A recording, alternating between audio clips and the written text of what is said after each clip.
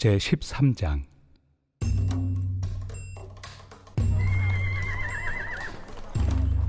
각 사람은 위에 있는 권세들에게 복종하라. 권세는 하나님으로부터 나지 않음이 없나니 모든 권세는 다 하나님께서 정하신 바라.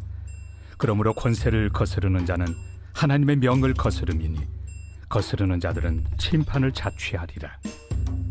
다스리는 자들은 선한 일에 대하여 두려움이 되지 않고 악한 일에 대하여 되나니 내가 권세를 두려워하지 아니하려느냐.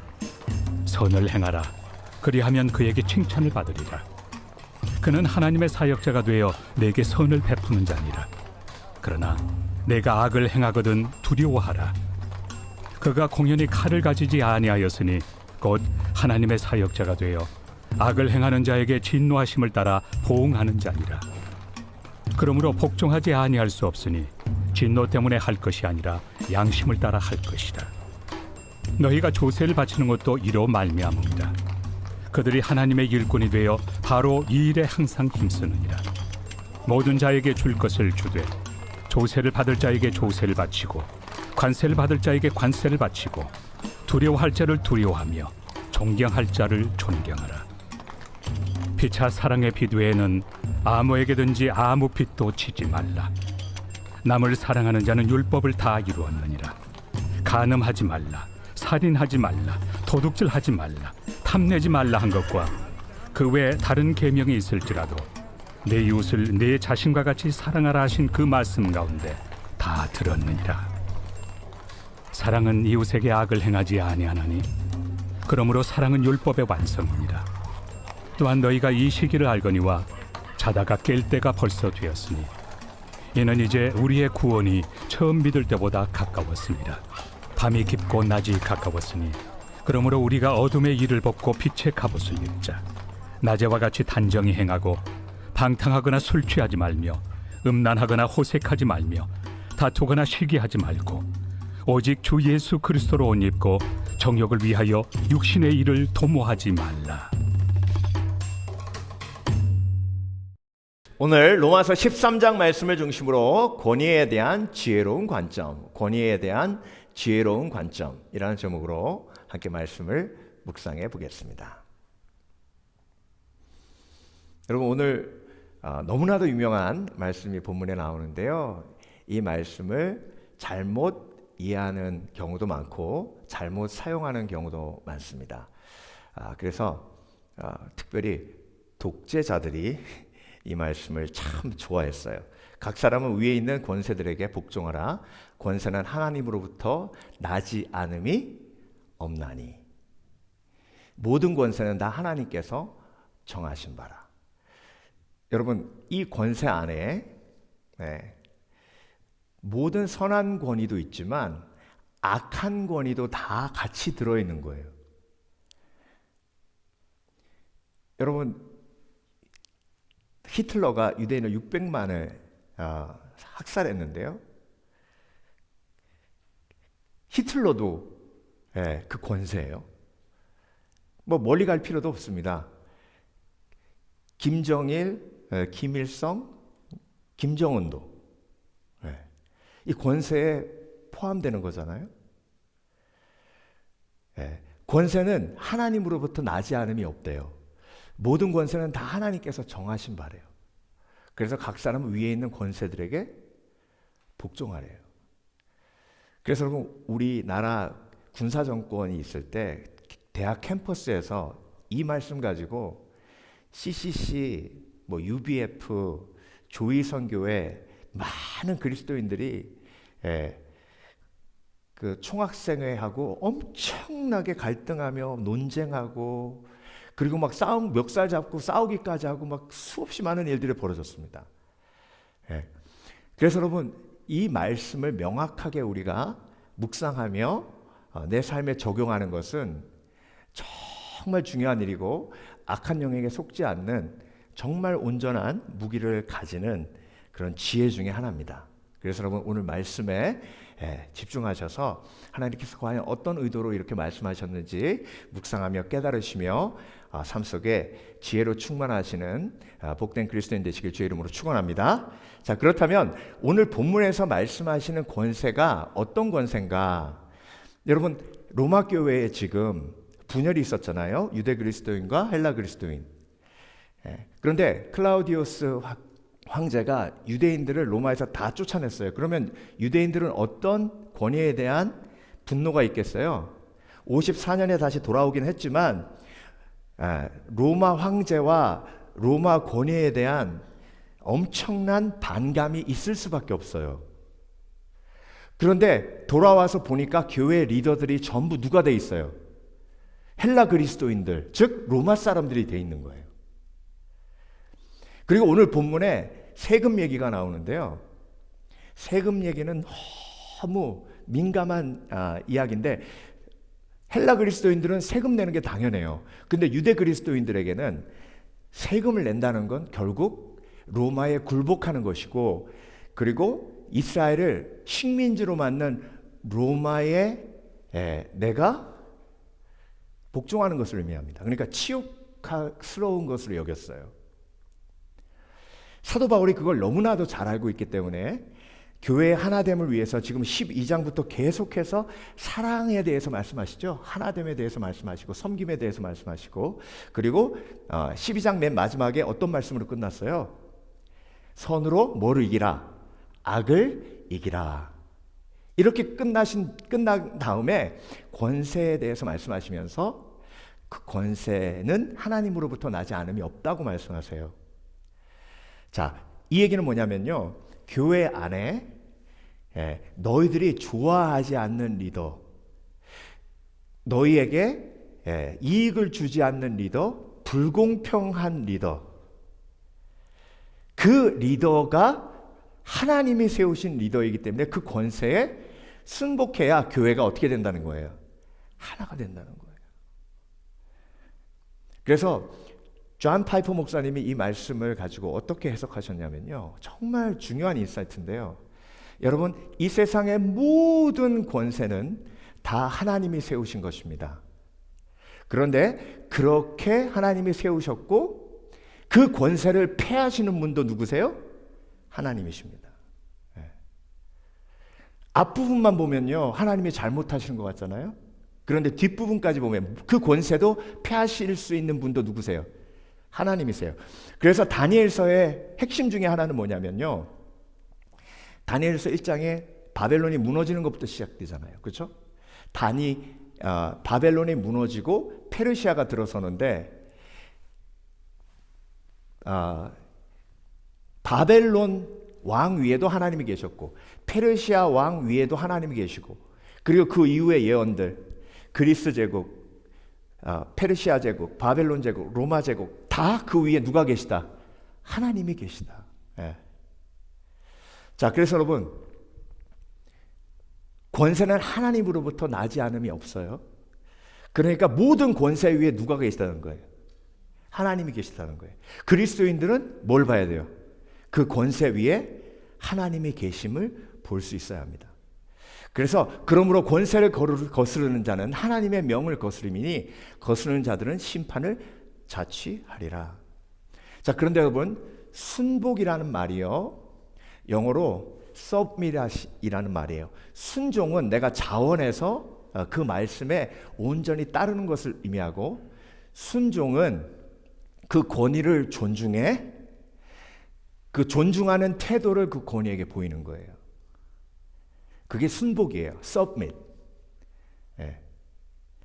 그래서 다니엘은요, 금신상에 절하라 라는 말, 그리고 기도를 하지 말라 라는 말에 동의할 수 없었어요.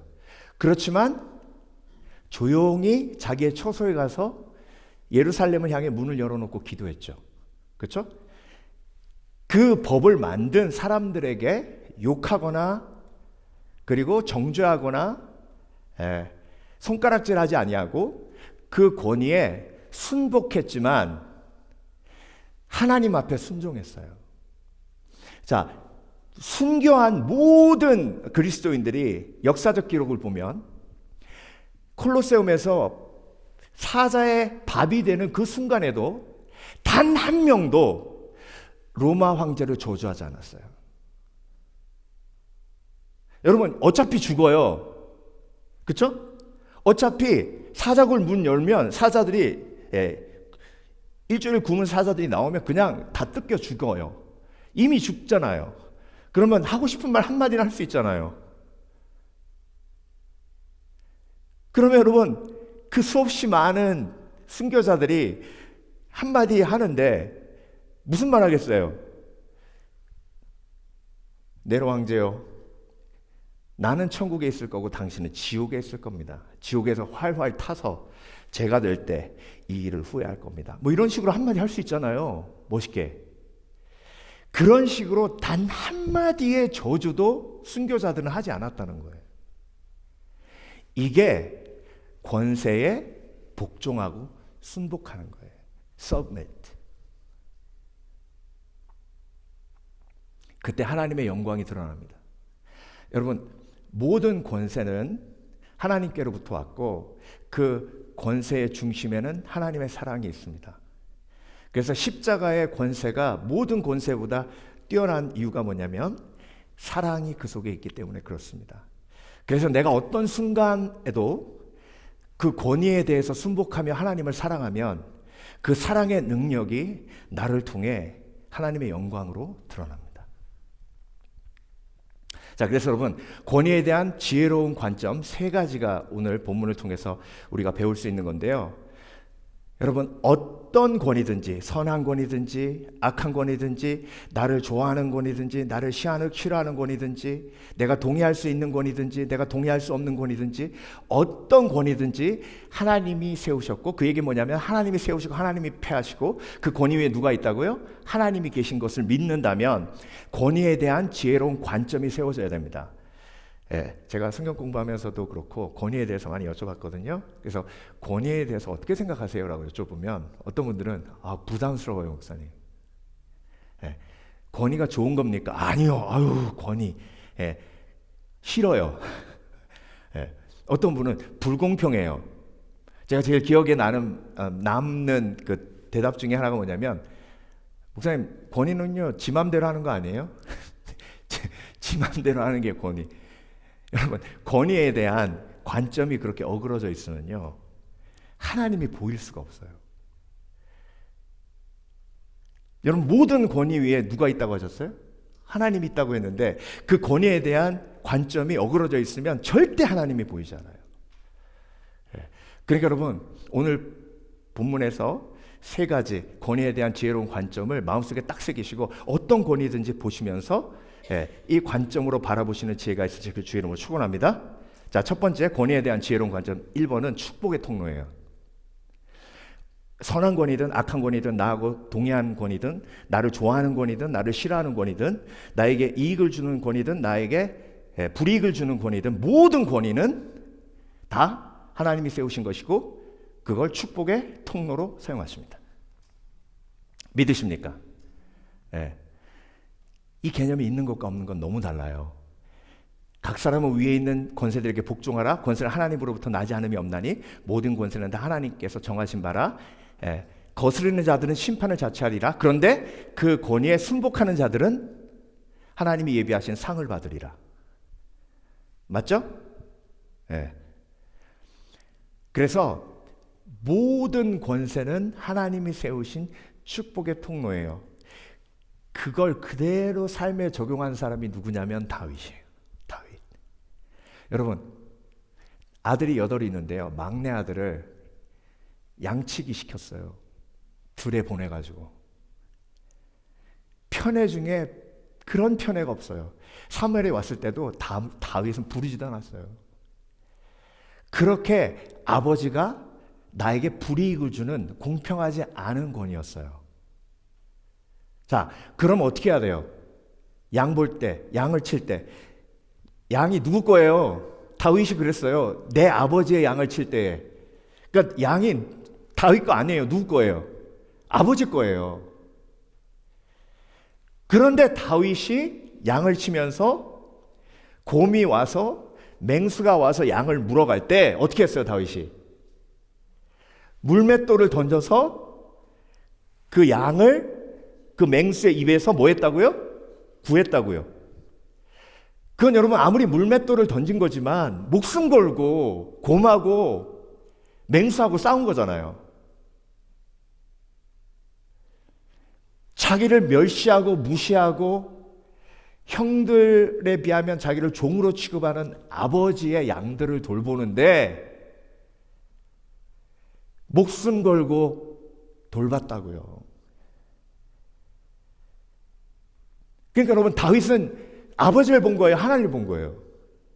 하나님을 본 거예요. 네.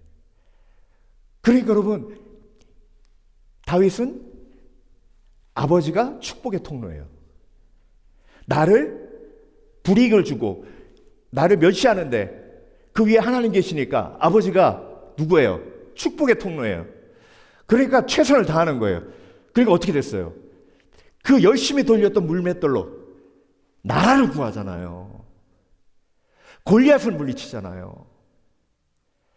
여러분 이 원리가요 삶 속에 그대로 적용되시는 지혜가 있으시길 주의 이름으로 축원합니다.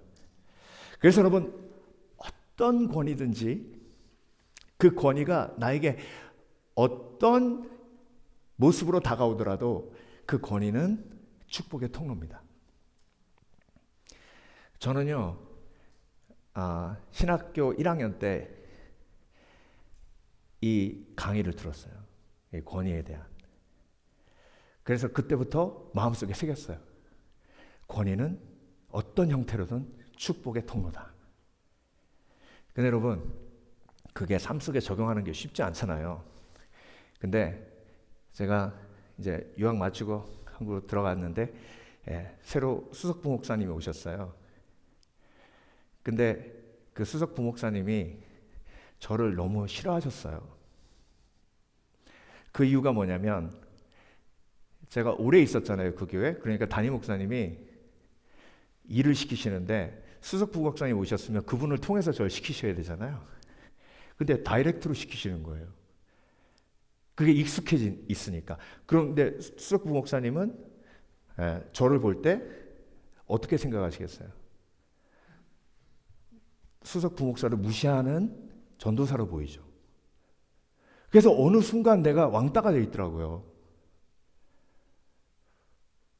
열심히 사역하고 담임 목사님이 시키는 대로 했을 뿐인데 어느 순간 제가 왕따가 돼 있어요. 그리고 어떤 집사님이 와서 불쌍하다고 저한테 어깨 두드려줘요. 왕따 됐다고. 그때 확실하게 제가 왕따가 됐는지 인식했어요.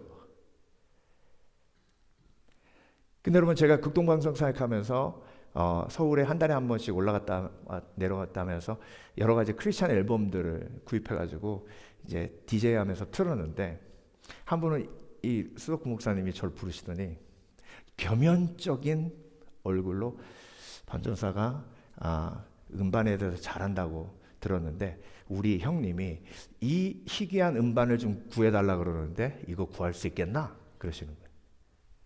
그래서 그걸 봤더니 나도 처음 보는 음반이에요. 알겠습니다. 한번 구해보겠습니다. 그리고 이걸 호주머니에 넣고 나오는데 어떤 생각이 드냐면 왕따 시킬 때는 언제 하고 또 뭘 시키네. 참 웃겨. 아이고 참.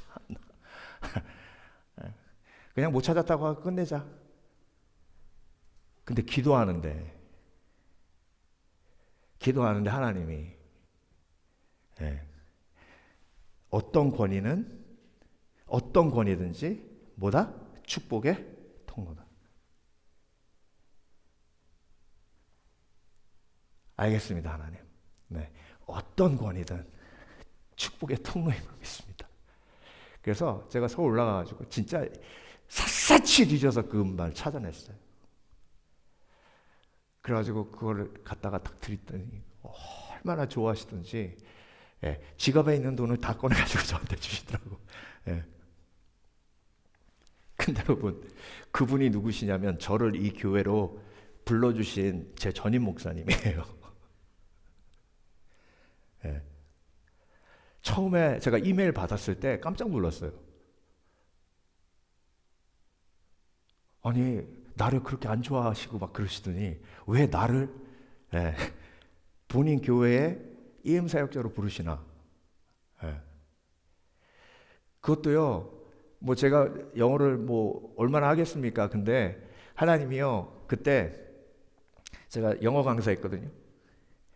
근데 하루는 기도하는데, 영어 강사 우리 그 같이 일하는 친구들 있잖아요. 그 사람들 전도하라는 감동을 계속 주신다. 걔네들은 한국말도 못 알아듣고 그런데 하나님이 데려다 놔봤자예요. 그런데 네가 통역하면 되잖아. 그래가지고 주여. 그래가지고 교회 갈래? 그래서 안 간다 그러면 오케이 그러고 말라고 그랬는데 교회 갈래? 그랬더니 오케이 그러는 거예요 또. 그래가지고 2명을 태우고 와가지고 그 2층에 구석에 앉혀놓고, 시끄러우니까 앉혀놓고 목사님 말씀하면 뒤에서 영어로 계속 통역을 했어요. 그걸 한 1년 반 했나? 그러니까 그걸 보신 거예요. 그러니까 그게 모두 합쳐져 가지고 저를 여기로 부르신 거예요.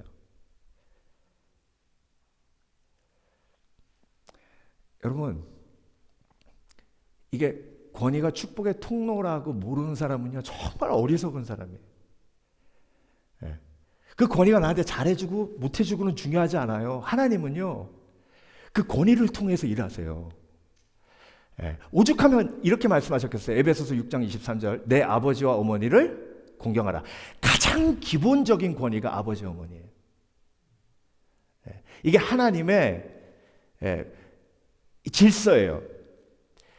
내 아버지와 어머니를 공경하라. 이것은 약속 있는 첫 계명이니 이는 내가 잘되고 땅에서 장사하리라. 여러분, 뭐 어머니가 존경되는 어머니도 있고 그렇지 않은 어머니도 있잖아요. 아버지도 마찬가지예요. 근데 여러분, 이건 하나님의 다스림의 원리예요. 다윗의 아버지가 온전한 아버지라 다윗이 아버지를 존중한 게 아니에요. 하나님이 다스리시기에, 하나님의 권위가 그 위에 있기에 다윗은 사울은 나의 축복의 통로다라고 믿었어요. 여러분, 하나님이요 사울을 통해서 다윗에게 고난을 주시긴 하셨지만 그와 함께 사울을 통해서 누굴 주셨어요? 요나단을 주셨어요. 근데 우리는요 요나단을 못 보고 사울이 준 고난만 본다고. 여러분, 어떤 권위든지 하나님이 사울을 주실 때는 함께 요나단도 주세요. 이게 영적인 원리예요. 근데 다윗이 사울이 죽을 때 누구도 같이 죽어요? 요나단도 같이 죽어요. 그러니까 우리가 사울을 제거해 주시옵소서, 내 삶의 사울을 제거해 주시옵소서 그러면 요나단까지 같이 없어진다니까요. 그러니까 지혜로운 건 사울은 내 삶의 축복의 통로요. 그걸 증명하시기 위해 하나님이 나에게 사울을 통해 요나단까지 주신 줄 믿습니다. 이게 가장 지혜로운 사람의 관점이에요. 여러분, 그런 믿음이 있으시길 주의 이름으로 축원합니다. 그래서 지금까지는 어떻게 지내셨는지 모르겠지만요, 지금부터는 딱 결심하세요. 어떤 권위든 하나님께서 나에게 주신 축복의 통로다. 그래서 나는 그 축복을 놓치지 않으리라. 결국 여러분, 사울의 모든 왕권이 누구에게 갔어요? 다윗에게 갔어요. 모든 나라가 다 다윗에게 갔어요.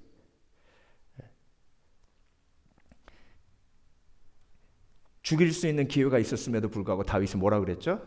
하나님이 기름 부으신 자를 내가 해할 수 없다. 이 말을 보면 사울은 하나님이 세우신 축복의 통로라는 개념이 다윗에게는 명확하게 있습니다.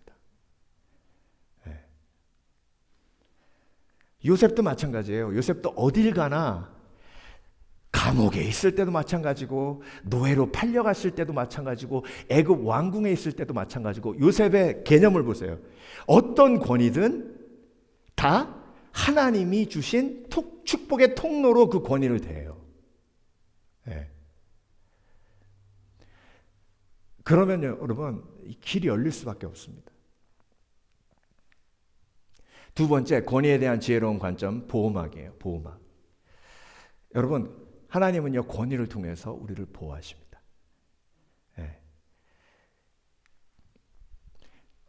로마서 13장 3절을 공동 번역으로 볼게요. 선한 일을 하는 사람은 통치자가 두려울 것이 없으나 악한 일을 하는 사람은 두려워합니다. 통치자를 두려워하지 않으려면 선한 일을 하십시오. 그러면 그에게서 칭찬을 받을 것입니다. 그러니까 리더를 하나님이 주신 건 그 리더에게 칭찬을 받으며 선하게 갈 수 있도록 돕기 위해 리더를 주신 거예요. 그러니까 권위는요, 나를 보호하는 자예요. 나를 온전한 길로 인도하는 하나님의 도구예요. 예. 목사님, 권위가 악하면요. 여러분, 권위가 악하기 때문에 다윗은 더 선하게 행동했어요. 이게 기적과 같은 일 아닙니까? 예. 사울이 악해지면 악해질수록 다윗은 더 선해져요.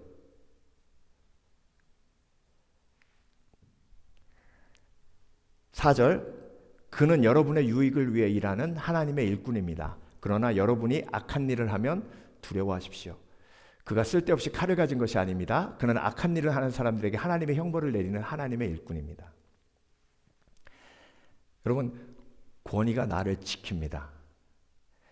권위는 마치 우산과도 같아요. 권위 아래에 있으면 폭풍을 피해갑니다. 비를 피해가요. 그 권위를 나를 보호하는 권위로 인정하는 것이 지혜입니다. 자, 여러분, 나는 포도나무요 너희는 가지니 너희가 내 안에 내가 내 안에 있으면 과실을 많이 맺나니 너희는 나를 떠나서는 아무것도 할 수 없는 일을 하셨어요. 그게 권위의 개념으로 생각해 보세요. 가지가 포도나무에 붙어 있는 게 권위를 인정하는 거예요. 가지가 포도나무에 붙어 있을 때 가장 안전합니다. 왜? 공급이 끊어지지 않기 때문에. 예. 그래서 권위는 불편한 게 아니에요. 권위는 공급이 열리는 거예요. 만약에 저희 딸이 아빠 이래라 저래라 하지 마요. 나한테 연락하지 마요. 예, 이렇게 얘기하고 전화 끊고 연락을 안 한다. 그러면 그때부터 뭐가 끊겨요? 용돈이 끊겨요. 아무것도 달라고 할 수 없어요. 예. 여러분, 권위를 인정하는 건 그 권위가 나를 보호할 수 있도록 내가 그 권위에 그 우산 안에, 보호막 안에 들어가는 것을 의미합니다. 여러분, 다윗이 밧세바와 동침하고 정말 아무도 모르게 그 일을 했다고 생각했어요. 그런데 하나님이 나단 선지자를 보내잖아요. 그렇죠? 그래서 나단 선지자의 말을 통해서 다윗이 자기의 죄를 깨닫습니다. 근데 여러분, 그게 하나님이 제사장에게 주신 권위였어요. 선지자에게 주신 권위였어요. 왕은 정치적인 권위가 있었고 선지자에게는 영적인 권위가 있었어요. 그래서 다윗을 보호하는 권위로 하나님이 나단을 세우셨습니다. 근데 다윗이 그 나단의 권위를 인정했어요? 아니면 인정하지 않았습니까? 인정하지 않으면 어떻게 해요?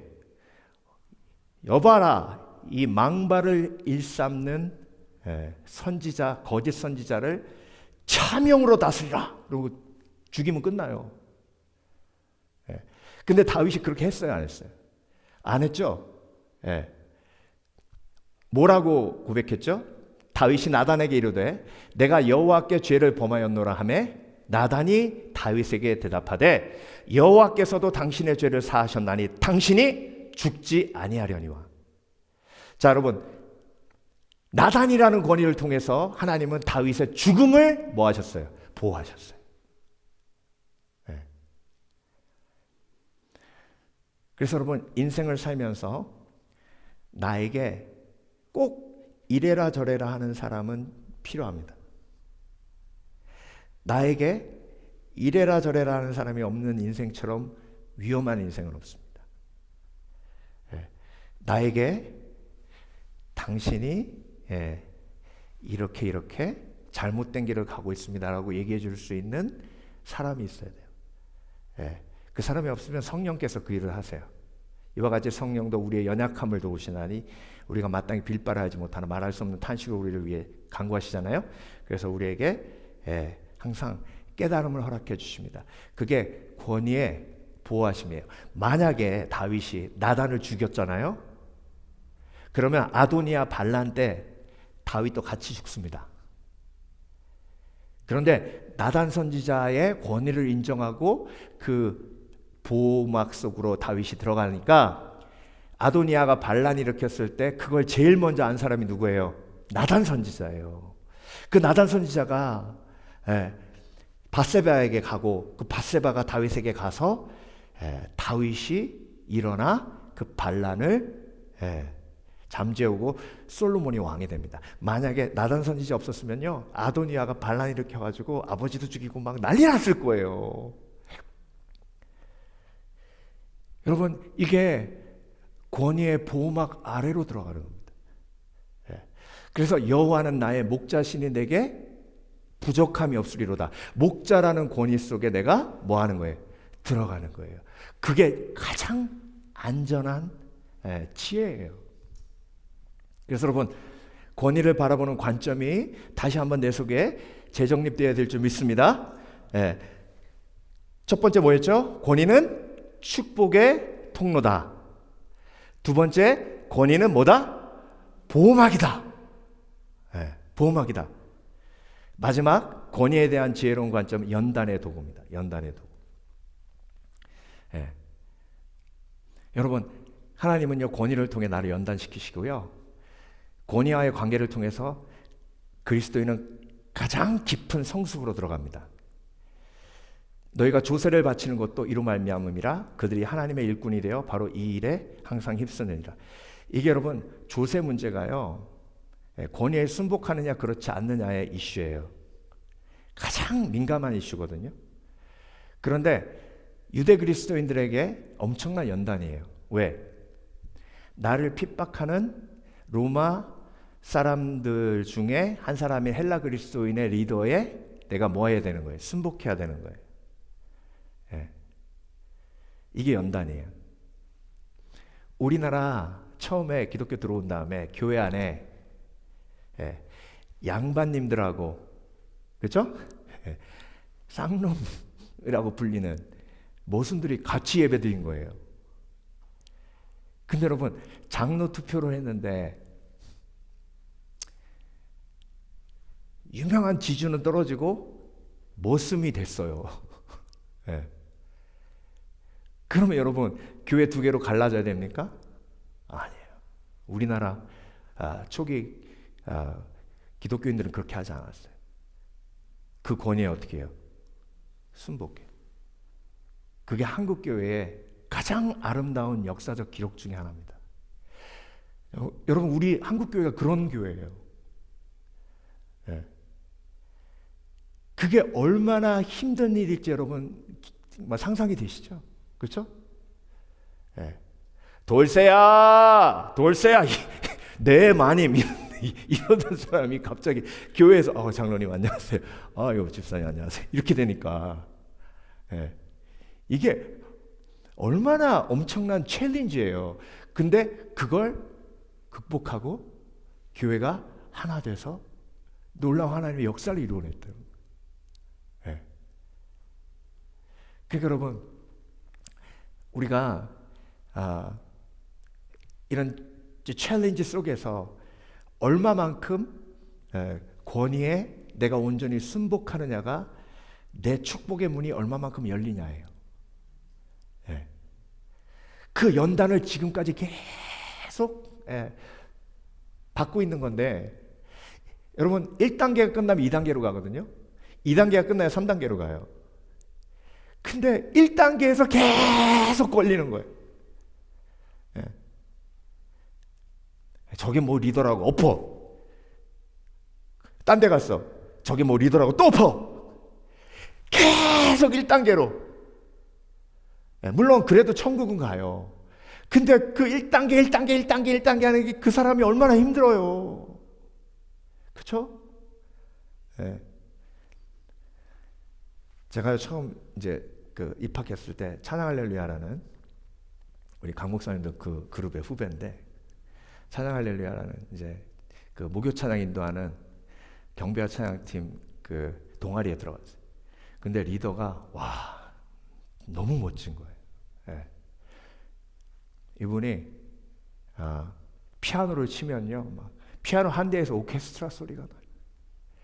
작곡도 얼마나 잘하는지. 막 예배 인도하면 막 너무 막 하나님의 임재가 느껴지고, 수련회 갔는데요, 막 그 섬김의 모습이 너무 아름답고, 지금도 돌아보면 막 서로 축복하고 이렇게 찬양하는데 막 울고 끌어안고 막 그 사랑의 관계가 너무 아름다웠어요. 그 스피릿이 그 리더를 통해서 다 흐르는 거였거든요. 그 1년 동안 막 진짜 너무 행복하게 막 그렇게 지내는데, 그 선배가 딱 졸업하고 3학년 선배 중에 이제 한 선배가 리더가 됐는데요. 그 선배는 피아노도 못 쳐, 노래도 못해, 설교도 못하고, 아무튼 사모할 게 별로 없어요. 그래가지고 제가 그 모임 갈 때마다 막 너무 힘든 거예요. 저게 리더라고. 근데 여러분, 제가 그렇게 하는 걸 그 리더가 느낄까요, 못 느낄까요? 느껴요. 그러니까 느끼니까 나 안 좋아해요. 근데 여러분, 제 태도가 어땠는지 아세요? 좋아하거나 말거나 나도 안 좋아해. 그래서 고민하고 있었어요. 여기 그만 나올까? 근데 갑자기 찬양하면서 형제의 모습 속에 보이는 하나님 형상 아름다워라, 이 찬양 막 부르는데 갑자기 어떤 공포가 밀려오냐면, 혹시 나를 찾아와서 저 리더가 하나님 이렇게 찬양 부르면 막 미칠 것 같은 거예요. 그래서 오지 마라 그러는데 갑자기 누가 뒤에 와가지고 손을 잡는 게 아니라 목을 이렇게 탁 끌어안고 형제의 모습 속에 하는데, 그 목소리 들어보니까 그 선배야. 아유 주여. 그래서 목을 뒤에서 끌어안고 울면서, 야 지근아, 내가 너를 미워했다, 리더로서 참 부끄럽다, 막 그러고 막 우는 거예요. 그래서 저도 뒤돌아서서 끌어안고, 나도 형 같이 미워했어요. 그러고 같이 울었어요. 같이. 그러고 나서 이제 관계가 회복됐잖아요. 그래서 열심히 쫓아다녔거든요. 열심히 했어요. 근데 막 마음에 안 들어요. 그 전에 리더와 비교하면. 근데 어떻게 해요? 열심히 쫓아다녔죠. 왜? 어떤 권위든, 하나님 세우신 권위는 축복의 통로니까. 그런 연단이요, 저와 여러분 속에 공동체 안에서 있어요. 그러니까 여러분 1단계 넘어가시고 2단계로 넘어가시고 3단계 넘어가시고 계속 성장하시는 지혜가 있으시길 주의 이름으로 축원합니다. 보세요. 내가 좋아하는 권위자가 있고요, 나를 좋아하는 권위자가 있어요. 나에게 특별한 이익을 주는 권위자가 있거든요. 나와 같은 의견을 가진 권위자가 있어요. 나와 같은 배경을 가진 권위자가 있어요. 이런 권위자와 함께 있는 건 연단이 아니에요. 그렇죠? 이건 연단이 아니에요. 이건 누림이에요. 너무 좋아요. 근데 여러분, 내가 좋아하지 않는 권위자, 나를 좋아하지 않는 권위자, 나에게 특별한 손해를 주는 권위자, 나와 다른 의견을 가진 권위자, 나와 다른 배경을 가진 권위자, 내 생각에는 너무 악한 권위자, 내 생각이에요. 나의 상처를 건드리는 권위자. 이 권위자와 함께 있는 게 다 뭐예요? 연단이에요. 자, 연단을 넘어가지 못하면 어떻게 돼요? 엎어요. 떠나야 돼요. 네. 근데 여러분, 그러면 또 똑같이 1단계예요.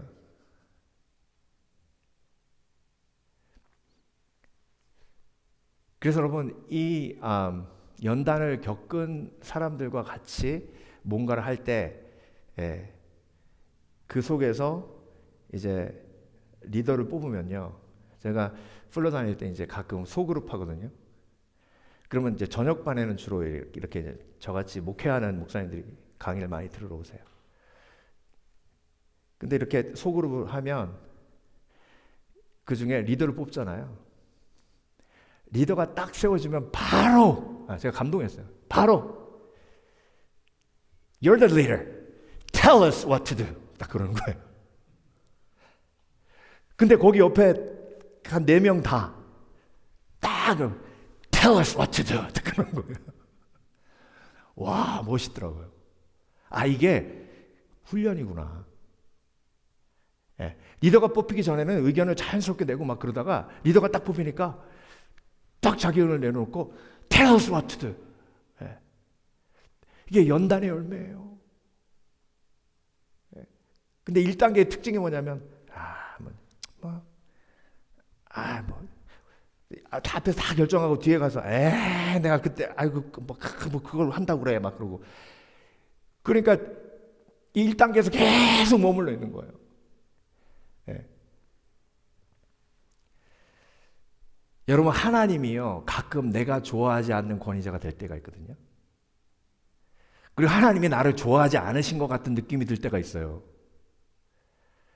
그리고 하나님이 나에게만 특별한 손해를 주시는 것 같은 느낌이 들 때가 있어요. 그리고 하나님이 나와 다른 의견을 가지고 계실 때도 있거든요. 예. 아니, 사도 바울은 아시아로 가야 되는데 하나님은 마게도냐로 가요.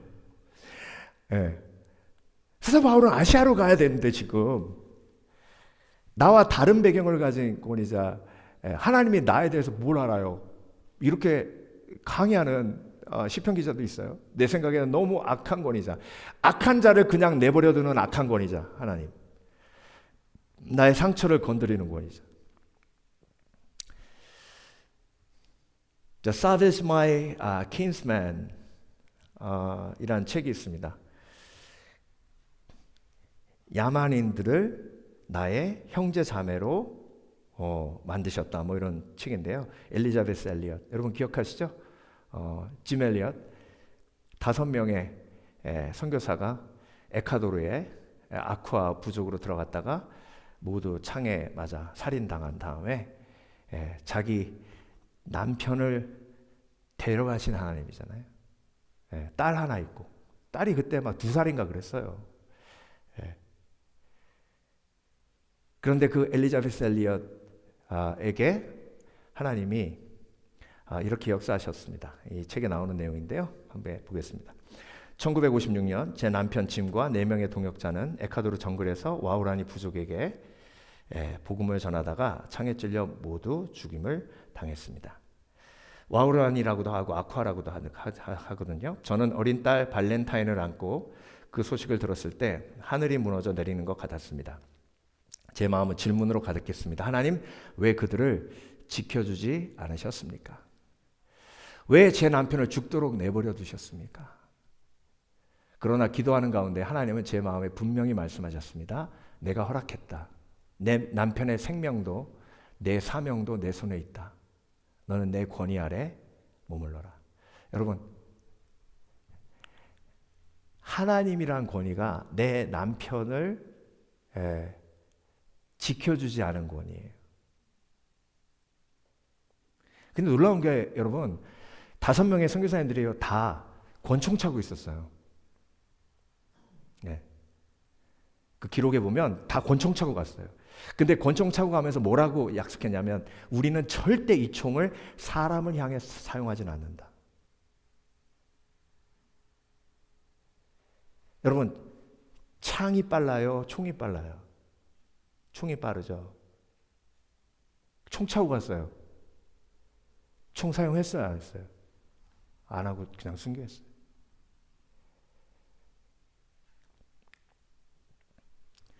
저는 선택해야 했습니다. 남편을 죽도록 내버려 두신 하나님을 원망하며 물러날 것인가? 아니면 이해할 수 없어도 그분의 권위에 순종할 것인가? 저는 순종을 택했습니다. 그래서 사람들의 만류를 뒤로하고 저는 오히려 남편을 죽인 그 부족으로 들어갔습니다. 두려움이 제 안에 있었지만 저는 확신했습니다. 하나님께서 가라 하시는 곳이 바로 가장 안전한 곳이다. 이게 권위에 대한 신뢰예요. 저와 제 딸은 그들과 함께 살기 시작했습니다. 저는 언어를 배우고 그들의 음식을 먹고 그들의 일상에 참여했습니다. 처음엔 경계하던 부족이었지만 시간이 지나며 마음을 열기 시작했습니다. 그리고 믿기 어려운 일이 벌어졌습니다. 제 남편을 죽였던 바로 그 사람들이 예수님을 믿게 된 것입니다. 나중에 제 딸이 자라서 이렇게 말했습니다. 저는 아빠를 잃었지만 그 부족 사람들이 예수님을 믿는 것을 보았습니다. 그것이 아빠의 죽음이 예수님의 십자가 죽음과 같은 생명을 살리는 것임을 알게 되었습니다. 여러분, 때로는요, 하나님이 내 기도에 응답하지 않으시는 하나님으로 인식될 수도 있고요. 그리고 내가 너무 사랑하는 사람을 죽음으로 감에도 불구하고 지켜주시지 않으신 권위가 될 수도 있습니다. 근데 여러분, 여기 앉아 계신 여러분의 믿음이 얼마나 대단하시냐면요, 제가 알잖아요. 한 분 한 분. 그 하나님이 그 권위가 선하게만 느껴진 건 아니거든요. 그러니까 한 분 한 분 스토리를 보면요, 정말 하나님이 선한 권위라고? 근데 여러분, 여기 앉아 계시잖아요. 그 믿음이 어디서부터 왔어요? 그렇죠? 네. 주께서 나에게 주신 성령으로 왔잖아요. 내 속에서 역사하시는 나에게 그 엄청난 믿음을 주신 하나님을 보실 수 있어야 합니다. 아멘? 네. 내가 아직도 하나님을 선한 권위로 믿을 수 있는 그 은혜를 나에게 허락해 주신 거잖아요. 그렇죠? 네. 그러니까 놀라운 거예요. 자, 그래서 여러분, 권위에 대한 지혜로운 관점 3가지 꼭 잊지 마세요. 권위는 축복의 통로다. 권위는 보호막이다. 권위는 연단의 도구다. 기도하겠습니다.